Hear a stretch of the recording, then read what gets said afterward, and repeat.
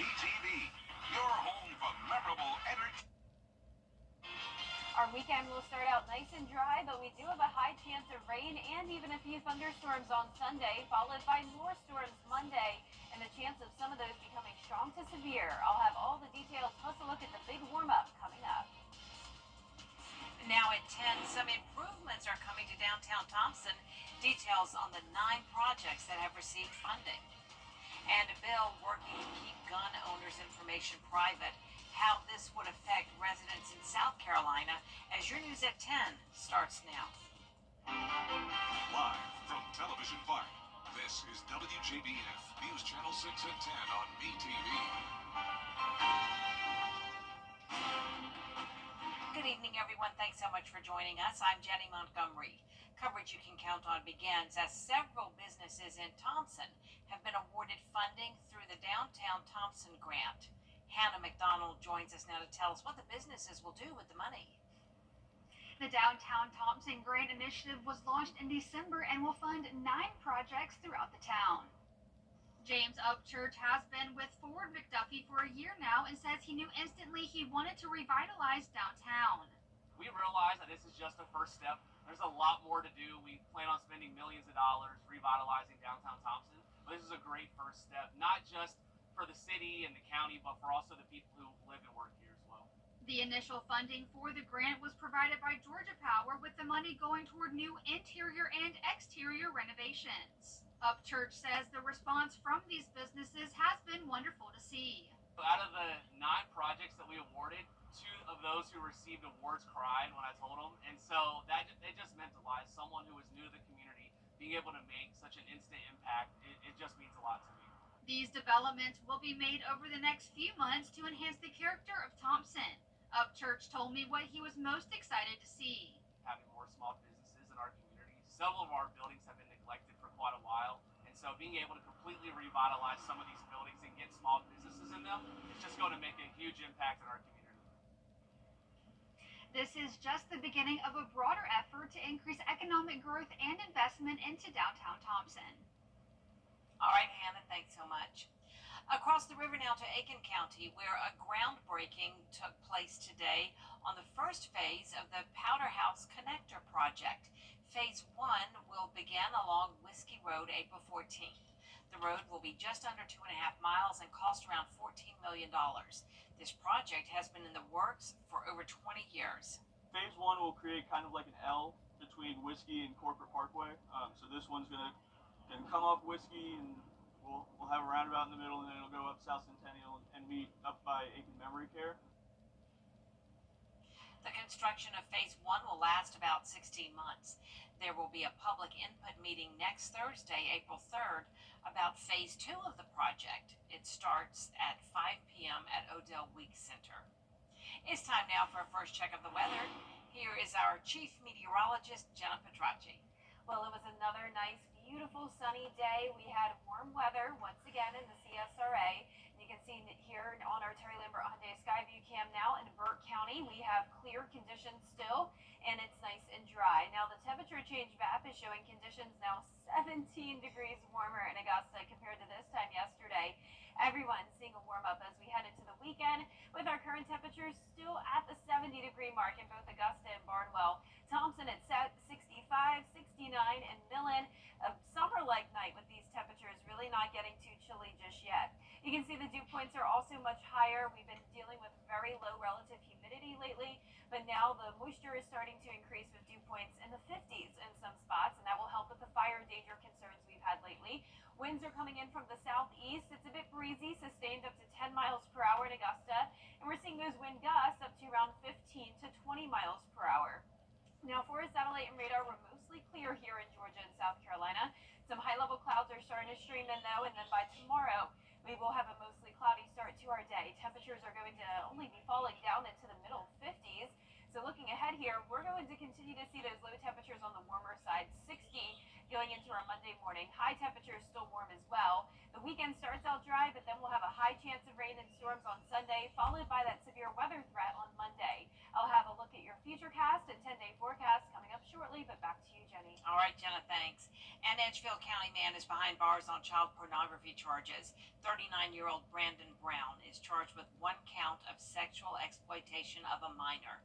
According to warrants, Brown had sexually explicit images of a 4-year-old child on his cell phone. Brown is being held in the Edgefield County Detention Center. A bill in the South Carolina House aims to keep gun owners' information private. Caroline Yaffa tells us how this new bill will limit banks from having what some supporters call financial surveillance. 19 states have passed a bill called the Second Amendment Financial Privacy Act. This bill would ban banks from tracking purchases of firearms and ammunition. Supporters of this bill say they are worried about the bank's potential interference because they technically have the ability to keep track of gun purchases. Representative Case Britton says this bill is crucial to protect the safety of South Carolinians who are using their Second Amendment right. South Carolina Bankers Association Neil Rashley says his office is not in opposition, but they are worried about the bill's language. I have a little concern because it creates a cause of action on our industry should this occur. However, we do feel fairly confident that at least banks are not doing this in the state or really anywhere right now. And right now the card networks aren't. Make sure that gun owners have their rights are fully stored, and that retailers also aren't being punished, or that credit card companies aren't offering incentives to flag these kinds of purchases. In the bill, the Attorney General's office would be in charge of investigating any allegations. In Columbia, Caroline Yaffa, WJBF News Channel 6. A highly controversial bill passed in the Senate that could affect businesses and individuals in South Carolina. The bill would require alcohol server training courses and lowered liquor liability insurance rates. Right now, restaurants or businesses would be forced to pay money if they contributed at least 1% of fault. Although the bill passed, there was heated opposition on both sides of the aisle. We didn't need insurance companies and big companies to come in and say, to limit the amount of damages our constituents can receive. It's a real win for business and industry in South Carolina, and at the same time it balances to ensure that we protect innocent victims. The bill now heads over to the State House, but earlier in the session they passed their own version with just the liquor liability component. April is Sexual Assault Awareness Month, and Augusta University is observing an annual tradition, the Clothesline Project. It's a display of t-shirts with messages and drawings designed by survivors of sexual assault. Dozens of volunteers showed up to put the display together. They vary in message and in size, the smaller shirts representing the age of the survivor when they were assaulted. Some volunteers are survivors themselves. To be able to step foot back into my college footprint here at Augusta University as an alumni and as a service member and as a sexual assault survivor in the military, it means a lot to come out here and to bring awareness and to bring attention to something that is so important. AU will host events to observe sexual assault awareness this month. You can find those, actually it's throughout April. You can find those events on our website, WJBF.com. Coming up, the CSRA Harvard was held this evening. We'll have a look at the event after the forecast. And tomorrow we'll see more cloud cover with higher humidity as we get ready for a high chance of rain Sunday and Monday, along with the chance of severe weather early next week. I'll break down all the details when we return.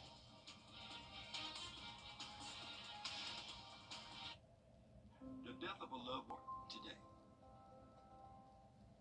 At WJBF's Television Park Productions, our mission is to provide local businesses with top quality video and digital content at an affordable price. With decades of experience, our award-winning creative team will guide you step by step through the creative process, resulting in a successful marketing message for your brand. Over the years, we've helped hundreds of local businesses expand their voice. Visit WJBF.com/creative to find out how we can do the same for you. The CSRA is full of amazing women. Women who inspire. Women who innovate. Women who lead. That's why News Channel 6 brings you Women to Watch. On the last Wednesday of each month, News Channel 6 recognizes local businesswomen who are making a positive impact in our community. Nominated someone today at WJBF.com. Sponsored by Goodwill. The CSRA. It's full of interesting people, fascinating stories, and plenty of stunning sights to see. Join Brendan Dawson as he hits the road, experiencing the fun adventures and wonderful people of the place we call home. These are your towns, your stories, and we assure you it's worth the drive. No matter the mode of transportation, come along for the ride. Your hometown road trip, Wednesdays at 12:30 on WJBF News Channel 6. Now, your most accurate forecast with WJBF Live Viper 6. Welcome back. Earlier this week, I had an awesome group of students and their wonderful parents come by the station. This is a homeschool group, Archer's homeschool group, and these students did a fantastic job on the green screen. A couple of them even want to be meteorologists one day, so it was so great to show them around and teach them all about my job. So thank you guys so much for coming by, and I hope to see you all again another time. Now here's a live look in on our Terry Lambert Hyundai Skyview cam from Wellstar MCG Health. It's still mostly clear out there with temperatures on the warmer side, 70 degrees, a southeast breeze of 10 miles per hour. Dew points are climbing into the lower 50s now, mid 60s through low 70s tonight, so definitely a warmer than normal night. We've had the 40s for the most part this week, but those temperatures are definitely starting to warm up as we wrap up the month. Our satellite and radar is showing some high-level cloud cover move in, and by tomorrow it will be mostly cloudy. We're seeing a lot of rain across Louisiana, Arkansas, and parts of southeastern Texas. Now, this rain will not impact us tomorrow. We'll start out our weekend dry, with temperatures warm again, upper 70s by 3 o'clock tomorrow afternoon. So a great day to be out and about. But as we start to see the dew points climb into the middle 60s, we'll also see those rain chances go up. And this will be beneficial rain because notice for the month of March, we're still only at around 2 3/4 of an inch, when typically we finish off the month with around 4 inches. So we'll definitely add to that before the month ends on Monday, and then we'll see additional rain chances as we go into the start of April.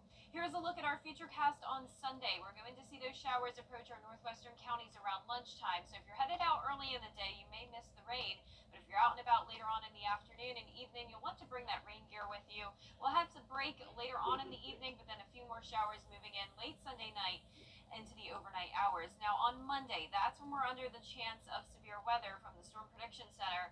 Still a lot of uncertainty at this time, but we can tell you that there will be a cold front coming through, and this looks to come in during the afternoon hours. So Monday morning starting out dry. This will definitely be a powerful system across Alabama, but just like usual with these fronts, they lose a lot of their strength once they get to the CSRA, and it is looking like there will be a bit more instability down in the southwestern portion of Georgia. So for us, we may not see a widespread severe weather threat here, but if we were to have severe weather, those primary threats would likely be the damaging wind gusts and some hail. High pressure will then take over again for our Tuesday, bringing us back to sunshine. But between Sunday and Monday, we will pick up around 1 inch to 2 inches of rain, and then once again, we are under that chance of severe weather, with those primary threats being the winds and hail. So we will keep you updated on that as we get closer to the date.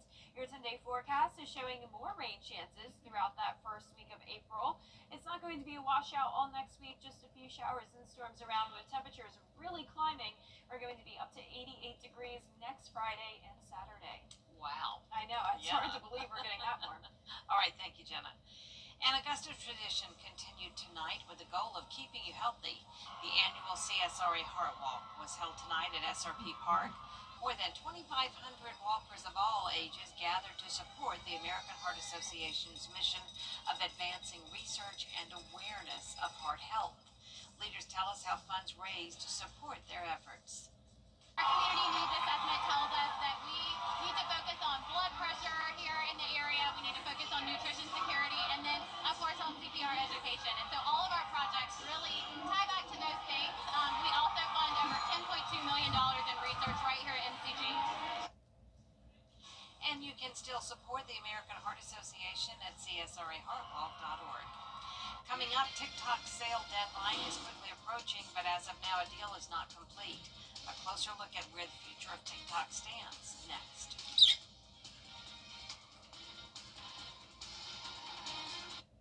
For years, WJBF News Channel 6 and our partners have championed local families through our Children First campaign. Together, our mission has always been to strengthen our community by uplifting children and their families across the CSRA. Count on News Channel 6 as we make a difference in the lives of local children. To learn more, visit WJBF.com/Children First. WJBF News Channel 6's Children First initiative is sponsored by Bridgestone and by Costello Law Firm.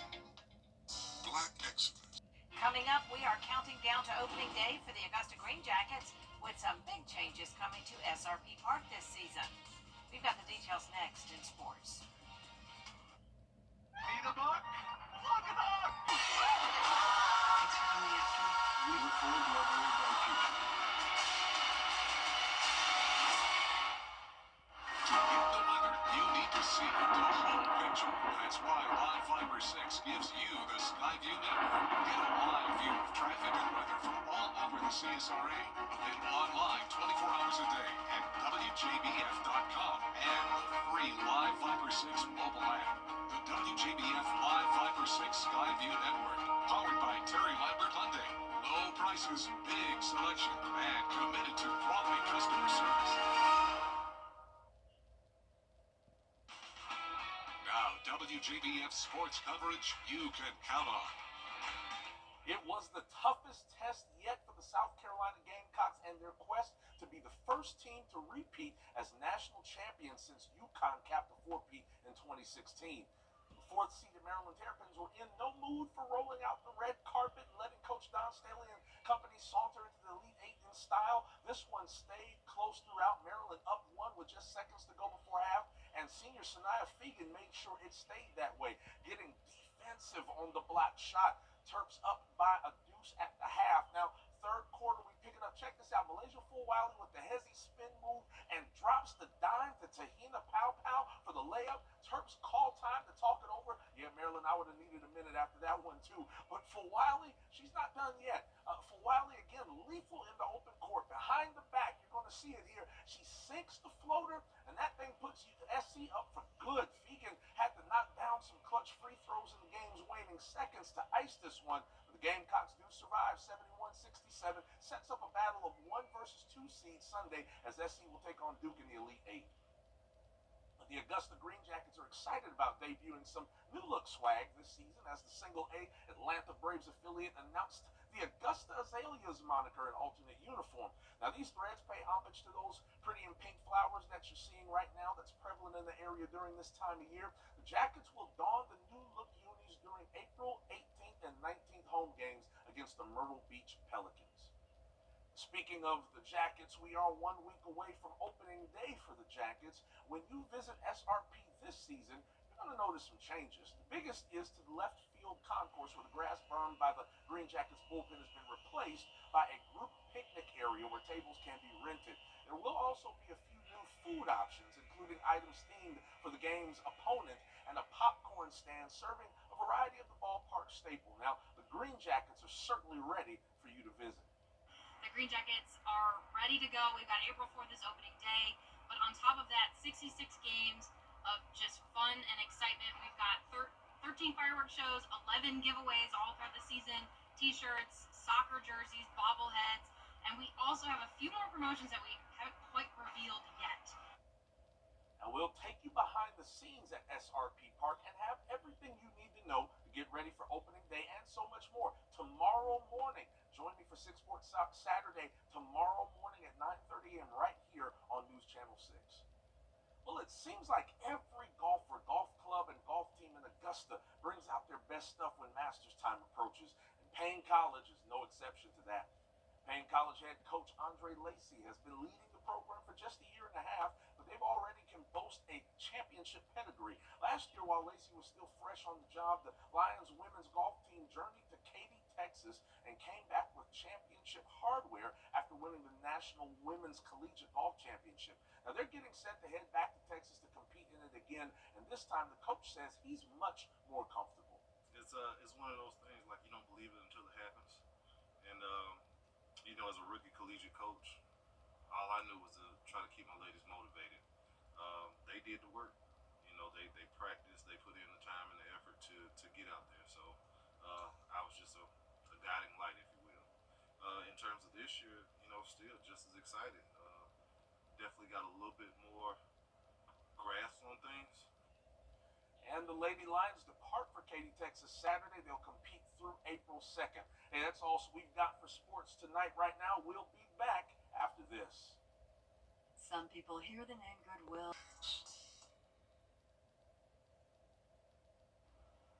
Last but not least tonight, it's about that time of year again, and that means we will start seeing traffic pick up. So when it comes to drivers, what does a recent survey say about who is the worst?